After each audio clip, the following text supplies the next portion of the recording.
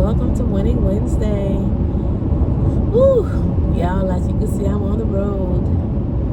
I had the pleasure of going to Florida to celebrate my mom's birthday with her.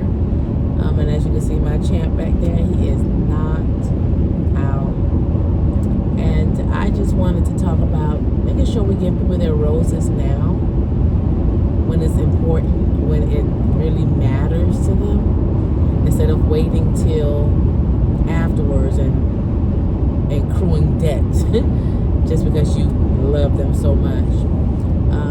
So my mother's birthday, she is definitely an April baby, and I kept looking online for flights. I was like, sheesh, whew, about $400 each for myself and my son. And I was like, no, but I just felt that I had to be there to celebrate with her. Her health has been declining significantly, and her vision is very limited now. And so my son says to me, Mommy, I want to make sure we go and see Grandma before she can't see me anymore. Now y'all know about kids, right? In the mouth of babes. And so they are still close to God. They still hear God's voice clearly.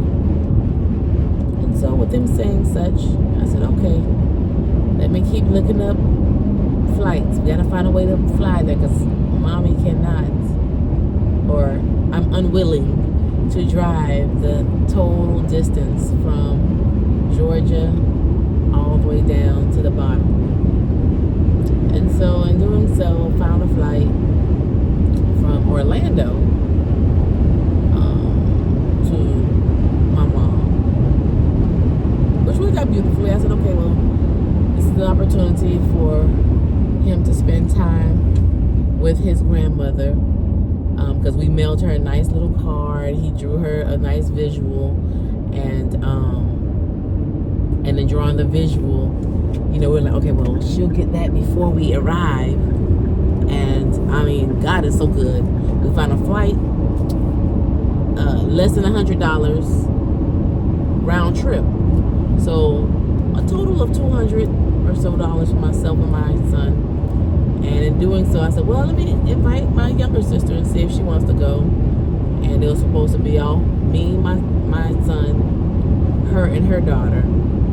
Plans changed about her daughter, so lost some money for that one, but no biggie. So us three went down, and to see how happy my mother was to see us is valuable. She was able to hear directly from my son. My son read the card to her because they didn't receive the card. Yes, they did. It was in the mailbox, y'all. So I went to the mailbox. I said, y'all had to have gotten this mail. Went in the mailbox and it was sitting right there. And so he opened it up for her. He read it to her. And in doing so, she was sharing some things with him. And I didn't know what was being said because I said, well, let me give them time together. Since he wanted to see his grandmother, let me give him time together. And I sat in the living room. And when I got back there, he said, yeah, aren't you happy you were able to see us, Grandma? And we were able to hug your neck? And she said, yes, thank you so much. Because sometimes it's just hard and all that jazz. And so we sat around. It was such a pleasant trip because we sat around. We were able to have discussions, and thank goodness, therapy. She's going to receive therapy again, physical therapy. So a physical therapist came by, and my mom's personality definitely blossomed. Those who were there can attest to it. But just thinking about it, that yes, later on in life, you could say, yeah, I was there for my grandmother, and I wanted to do X, Y, Z. That's very different than how my mom would perceive it, because she's the one who needs it, right? And so actually being there physically, giving her her roses now, him talking to her one-on-one is more valuable to me than when she's in the spirit world looking down on us and hearing what we have to say about it. So as I think about it, as I drive by myself and he's knocked out, I wonder how many times have I opted not to give individuals their roses. Now, how many times have I allowed my own hurt, my own insecurities, my own self-doubts to deny someone an opportunity to feel blessed? Even before coming on this trip, a student of mine just randomly came up to me. I'm telling you, these babies this year, I have a lot of Sour Patch Kids and a lot of genuinely just sweet ones. So she comes up to me and just hands me a card and walks off. I'm like, okay, babies, bye. So I open the card and she just starts to pour out her heart's beat. It's a Hallmark card too. You know, I should have become a Hallmark card writer. But anyway, I digress. But she writes and just says, thank you so much for being a good teacher. Even when everybody all around us are acting crazy, I can always look to you and you give me a smile and tell me I can do it. Now, teaching is not it's not for the faint. Let me say it that way. Especially if you love it, if you see it as ministry, it's not for the faint. And getting that card, who knew what was going on the inside of me? But by me reading that card, at that moment, I got teary-eyed. I was like, you know, you really don't know what's really going on internally with someone. And what your obedience to giving them their roses now, how that can propel them forward to the next steps of their ministry, to the next steps of what God has called them to do, to the next steps of who else they can impact instead of being selfish and just focusing on your own issues. So today, as we win, because we're going to win, it's either I win or I don't win, right? Then I don't win. Either I win or I win, right? So basically strategy. So as we win on this Winning Wednesday, think about ways that you can go beyond yourself and acknowledge where you can give someone their roses today. Our mail lady, I was like, thank you so much for always putting our mailbags in there.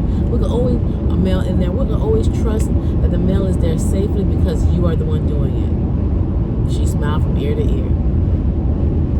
In the grocery store, you see somebody, he's sweeping up.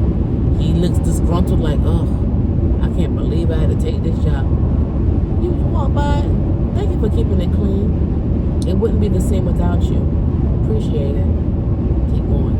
At the airport, one of the, I don't know what you call them, port carriers, whatnot. The ones who push the people in the wheelchairs.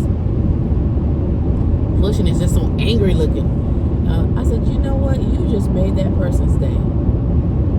He looked at me. You made their day. Because they're really feeling down that they can't push themselves. They can't walk themselves. And here you are, being their superhero. Hope you have a good one now. And he just smiled from ear to ear. He's like, thanks, you too. As we finally made it to our gate, lo and behold, who do we see again? The same individual. And at this time, now he's smiling. He's smiling as he's pushing the lady to her little area to park to wait for them to call us to board. You never know what giving roses can do. And for some of us who have challenges with just doing it because that's from the goodness of our heart, think about it as paying it forward. Because as you plant flowers in their gardens, you give them their roses, someone is planting seeds in yours. And you'll eventually see your own garden blossom. As I tell my students all the time, we have to bloom where we're planted. You may not like it, find something where you are to make it doable, to make it happen. and eventually a path will come through for you to get out of that mess. So today, give people their roses. Give them their roses. And so I say to you, if you're watching now, tomorrow, or wherever,